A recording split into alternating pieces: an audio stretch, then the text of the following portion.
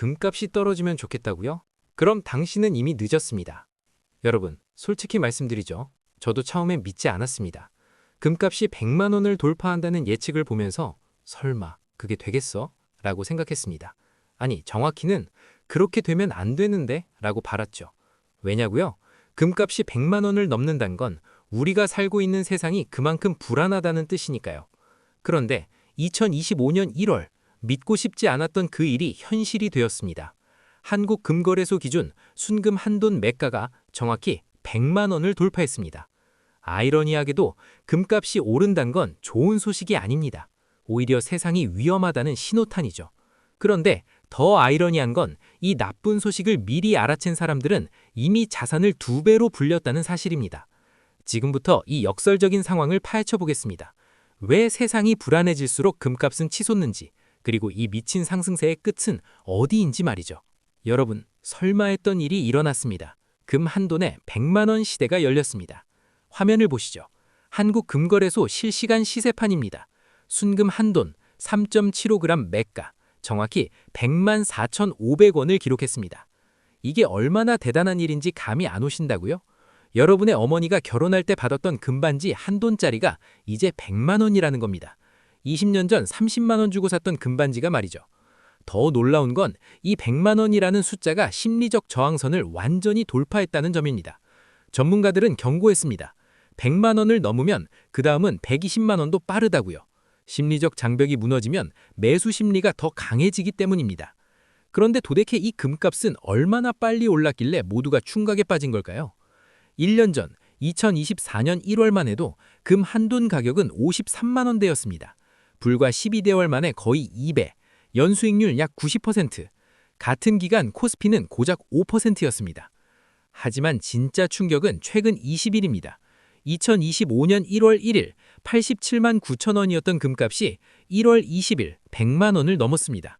단 20일 만에 13만 원 상승, 하루 평균 6,500원씩 오른 겁니다. 이건 단순한 상승이 아니라 폭등입니다. 금값은 보통 연간 10에서 15% 정도 오르는 게 정상인데 한 달도 안 되는 기간에 15%가 뛰었어요. 더 무서운 건 이 상승세가 멈출 기미가 안 보인다는 겁니다. 오히려 가속도가 붙고 있죠. 그렇다면 대체 무엇이 이 미친 속도를 만들어낸 걸까요? 한국만의 문제일까요? 답은 글로벌 시장에 있습니다. 국제 금 시세를 보시죠. 온스당 4,800달러를 돌파했습니다. 원화로 약 660만 원이죠. 불과 3개월 전만 해도 전문가들이 5,000달러는 꿈의 숫자라고 말했습니다. 당시 4,000달러를 겨우 넘었을 때였죠. 그런데 지금 4,800달러를 찍었고 5,000달러가 눈앞입니다. 3개월 만에 20%가 뛴 겁니다. 역사적으로 금값이 이렇게 빠르게 오른 적은 2008년 금융위기, 2011년 유로존 위기, 2020년 코로나 팬데믹 때였습니다. 모두 세계가 흔들린 시기였죠. 그런데 2025년 지금은 금융위기도 아니고 팬데믹도 아닌데 금값이 폭등하고 있습니다. 왜일까요? 답은 간단합니다. 숫자로 드러나는 경제 지표보다 사람들이 느끼는 불안감이 더 크기 때문입니다. 그리고 그 불안의 중심엔 도널드 트럼프 대통령이 있습니다. 트럼프가 그린랜드 관세를 철회했는데 왜 금값은 안 떨어지죠? 논리적으로 생각하면 긴장이 완화되고 금값이 떨어져야 정상 아닌가요? 그런데 현실은 정반대입니다. 발표 직후 금값이 잠깐 주춤했다가 다시 상승세를 탔습니다. 시장은 한 번의 양보로 안심하지 않기 때문입니다. 오늘은 그린란드 관세를 철회했지만 내일 또 무슨 폭탄 발언이 나올지 모른다고 생각하죠. 실제로 미국과 유럽 간의 갈등은 진행형입니다. 나토 분담금 문제, 보복 관세 검토, 중국과의 무역 전쟁까지 다시 수면 위로 떠오르고 있습니다. 핵심은 이겁니다. 투자자들은 현재 상황보다 미래 불확실성에 더 민감하게 반응합니다. 언제든 세상이 흔들릴 수 있다는 가능성만으로도 사람들은 금을 삽니다. 그래서 나온 말이 결국 믿을 건 금뿐이다 입니다. 그렇다면 이 돈은 대체 어디서 와서 금으로 흘러가는 걸까요? 스마트머니는 이미 움직였습니다. 당신은 어떻습니까? 2024년 4분기 글로벌 금 ETF로 유입된 자금이 약 450억 달러, 한화로 약 60조 원입니다.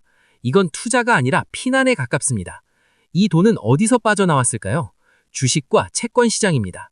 특히 기술주에서 대규모 자금 이탈이 관찰됐습니다. 더 흥미로운 건 중앙은행들의 움직임입니다. 중국, 러시아, 인도 등이 달러를 줄이고 금을 늘리고 있습니다. 2024년 전 세계 중앙은행들이 마집한 금이 1037톤, 30년 만에 최고 기록입니다. 왜 중앙은행들까지 금을 사재기할까요? 달러에 대한 신뢰가 흔들리기 때문입니다. 결국 돈의 흐름은 이렇습니다.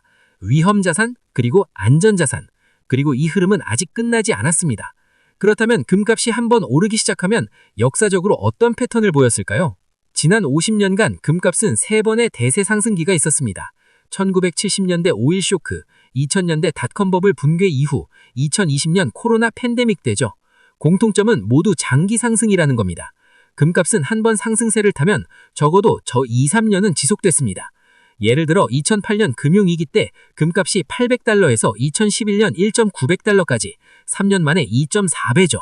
그럼 지금은 2023년 초 1.800달러였던 금값이 지금 1.4800달러입니다. 2년 만에 2.7배. 역사적 패턴과 비교하면 이제 막 중반을 지나는 정도라는 분석이 나옵니다. 더 흥미로운 사실, 금값이 큰 저항선을 돌파하면 다음 저항선까지 가는 속도가 더 빨라집니다. 4,000달러에서 5,000달러까지 이미 3개월밖에 안 걸렸습니다. 5,000달러를 넘으면 6,000달러도 눈 깜짝할 사이일 수 있습니다. 그렇다면 과연 금값은 더 오를까요? 아니면 여기서 멈출까요? 금값이 더 오를까요? 답은 두 진영으로 나뉩니다. 골드만삭스는 2025년 말까지 5,500달러를 전망했습니다. 근거는 지정학적 긴장 지속, 중앙은행들의 금 매입, 인플레이션 우려입니다. JP모건은 더 공격적으로 6,000달러도 가능하다고 봅니다. 한국 KB증권도 연말까지 한돈당 1.230만원 가능을 전망했습니다. 반면 시티그룹은 현재 금값은 과열 구간이라며 단기 조정이 불가피하다고 경고했습니다. 기술적 지표들이 모두 과매수 신호를 보내고 있다는 겁니다. 전문가들의 조언은 이렇습니다. 추격 매수는 위험하지만 분할 매수는 고려할 만하다. 자산의 10에서 20% 정도를 금으로 분산 투자하는 건 나쁘지 않다는 거죠. 특히 금을 수익이 아니라 보험 목적으로 봐야 합니다. 전체 자산의 안정성을 높이는 수단으로 접근하라는 조언입니다. 오늘 내용을 한 문장으로 요약하면 금값 100만원 시대는 단순한 투자 기회가 아니라 세상이 보내는 경고 신호다입니다. 세 가지만 기억하세요. 첫째, 금은 수익이 아니라 보험입니다. 전체 자산의 10에서 20% 정도면 적당합니다. 둘째, 단기 조정에 흔들리지 마세요. 금값은 내일 10% 빠질 수도 있지만 장기적으로는 상승 추세가 계속될 가능성이 큽니다. 셋째, 금만 보지 말고 은도 주목하세요. 금값이 오르면 은값도 따라오는데 은은 변동성이 커서 더 큰 기회가 될 수 있습니다. 마지막으로 이미 늦었다고 생각하지 마세요. 2008년 금융위기 때도 사람들은 금값이 이미 너무 올랐다고 말했습니다. 그때 금값이 800달러였는데 지금은 1.4800달러입니다. 지금은 단순한 금테크를 넘어 자산 방어의 수단으로 금을 봐야 할 때입니다. 다음 영상에서는 은 시장과 일반인도 쉽게 투자할 수 있는 금, 은 ETF 전략까지 정리해드리겠습니다. 구독과 좋아요, 알람 설정 부탁드립니다. 지금까지 여러분의 경제 파트너였습니다. 감사합니다.